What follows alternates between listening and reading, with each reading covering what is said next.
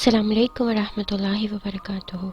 अज़ीज़ तलबा, मैं हूँ आपकी मौलमा हिना रशीद और आज हम बाब दोम इस्लामी तशख़्ख़ुस के फुल चैप्टर के MCQs की तैयारी करेंगे ताकि आपके एग्ज़ाम्स में अच्छे मार्क्स आ सकें।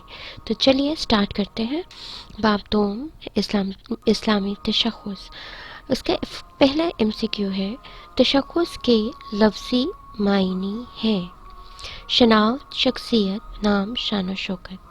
इसका दुरुस्त जवाब है शनाख्त। अगला सवाल है, अरकान रुकन की जमा है जिसके लफ्ज़ी मायनी है। शनाख्त, सतून, ताकत, इबादत। अरकान रुकन की जमा है जिसके लफ्ज़ी मायनी है सतून। तीसरा MCQ है, इस्लाम के बुनियादी अरकान है 4, 5, 3, 6। दुरुस्त जवाब है 5। चौथा सवाल है, सलात के लुग़वी मायनी है इबादत, दुआ, दवा, कुर्बे खुदाबंदी। दुरुस्त जवाब है दुआ। पांचवा MCQ है, 5 वक्त की नमाजें कब फ़र्ज़ हुई? 5 वक्त की नमाजें 10 नबवी में फ़र्ज़ हुई। नमाज की इक़साम है 4, 3, 5, 7। नमाज की 4 इक़साम है। अगला सवाल है, कुरान पाक में नमाज का ज़िक्र कितनी मरतबा आया है? 300 मरतबा, 600 मरतबा, 700 मरतबा, 100 मरतबा।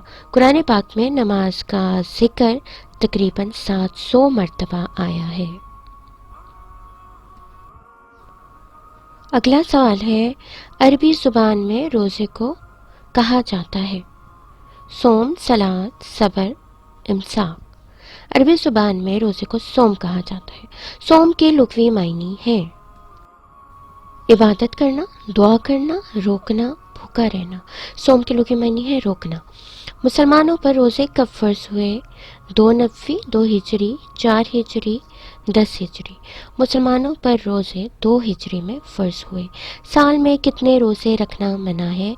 4, 3, 5, 6। साल में 5 रोज़े रखना मना है। रमज़ान में कुल कितने अशरे होते हैं? 4, 5, 3, 2। रमज़ान में कुल 3 अशरे होते हैं। रमज़ान के पहले अशरे को क्या कहते हैं? अशरा इबादत, अशरा रहमत, अशरा मग़फ़िरत, अशरा निजात मिनन नार। रमज़ान के पहले अशरे को कहा जाता है अशरा रहमत। रमज़ान के दूसरे अशरे को क्या कहा जाता है? अशरा इबादत, अशरा रहमत, अशरा मग़फ़िरत, अशरा निजात मिनन नार।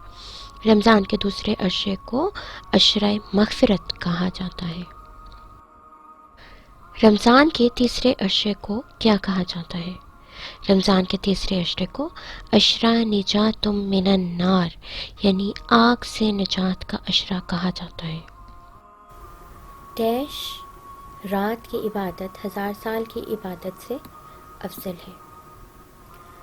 शब-ए कदर की रात की इबादत 1000 साल की इबादत से अफजल है। अगला सवाल है, तश्कील पाकिस्तान इस इस्लामी महीने में हुई? किस इस्लामी महीने में? रमज़ान के महीने में। यानी रमज़ान के महीने में पाकिस्तान वजूद में आया। एतकाफ़ के लुग़वी मायनी है? एतकाफ़ के लुग़वी मायनी है ठहरना। अगला सवाल है, एतकाफ़ में बैठना क्या है? फ़र्ज़, वाजिब, सुन्नत, नफ़ल। एतकाफ़ में बैठना सुन्नत है। ज़कात के लुग़वी मायनी डैश है। ज़कात के लुग़वी मायनी है पाक करना। ज़कात की फ़र्ज़ियत का हुक्म कब आया? ज़कात की फ़र्ज़ियत का हुक्म 2 हिजरी में नाज़िल हुआ। ज़कात के कुल कितने मसारिफ़ हैं? ज़कात के कुल 8 मसारिफ़ हैं। किन चीज़ों पर ज़कात नहीं दी जाती? ज़कात ज़ाती इस्तेमाल की अशिया पर नहीं दी जाती। अगला सवाल है, अहादीस मुबारका में किस इबादत को आँखों की ठंडक करार दिया गया है? हदीस मुबारका में नमाज को आँखों की ठंडक करार दिया गया है। रुकू के लफ्ज़ी मायनी डैश है। रुकू के लफ्ज़ी मायनी झुकना है। नमाज तरावी की अदायगी کیا ہے؟ نماز تراویح کی ادائیگی سنت ہے۔ نماز جمعہ کب فرض ہوئی؟ نماز جمعہ ہجرت کے دوران فرض ہوئی۔ عید کی نماز میں کتنی زائد تکبیرات کہی جاتی ہیں؟ عید کی نماز میں 6 زائد تکبیرات کہی جاتی ہیں۔ قیامت کے دن سب سے پہلا حساب کس چیز کا ہوگا؟ قیامت کے دن سب سے پہلا حساب نماز کا ہوگا۔ خمس کے معنی ہے ڈیش، خمس کے معنی ہے 5واں۔ خمس کون سے مال میں سے ادا کیا جاتا ہے؟ خمس مال غنیمت میں سے ادا کیا جاتا ہے۔ زکوٰۃ کی سالانہ شرح کیا ہے؟ یہ بہت امپورٹنٹ ہے۔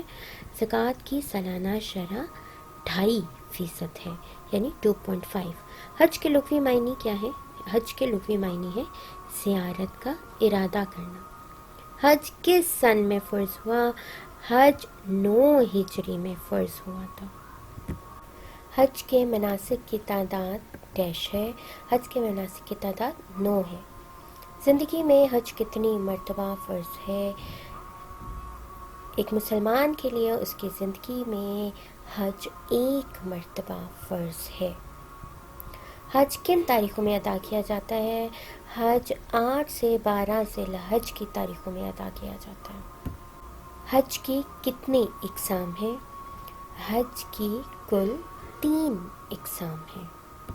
حج کے لیے جو لباس پہنا جاتا ہے اسے ڈیش کہتے ہیں۔ حج کے لیے جو لباس پہنا جاتا ہے اسے احرام کہتے ہیں۔ لبیک اللہم لبیک حج کے دوران کثرت سے پڑھنا کیا کہلاتا ہے؟ لبیک اللہم لبیک حج کے دوران کثرت سے پڑھنا تلبیہ کہلاتا ہے۔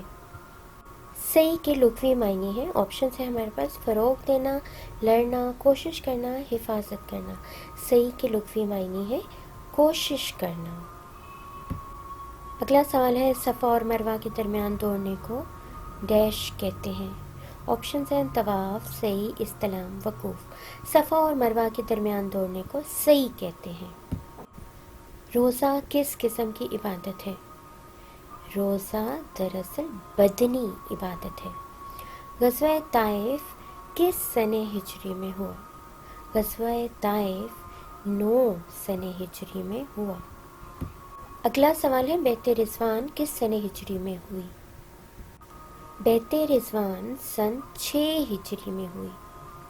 حج کے دوران شیطان کو کنکریاں مارنے کے عمل کو کہا جاتا ہے؟ درست آپشن ہے رمی۔ حج کے دوران شیطان کو کنکریاں مارنے کے عمل کو رمی کہا جاتا ہے۔ ڈیش کو جامع العبادات کہا جاتا ہے؟ حج کو جامع العبادات کہا جاتا ہے۔ عبادت کی قبولیت کے لیے ڈیش شرط ہے؟ درست جواب ہے نیت۔ معاہدہ صلح حدیبیہ ڈیش سال میں ہوا؟ معاہدہ صلح حدیبیہ 6 ہجری میں ہوا۔ جہاد کے لغوی معنی ہے کوشش کرنا۔ جہاد اکبر اس جہاد کو کہا جاتا ہے؟ جہاد بن نفس کو جہاد اکبر کہا جاتا ہے۔ جہاد کب فرض ہوا؟ جہاد سن 2 ہجری میں فرض ہوا، یعنی ہجرت کے دوسرے سال۔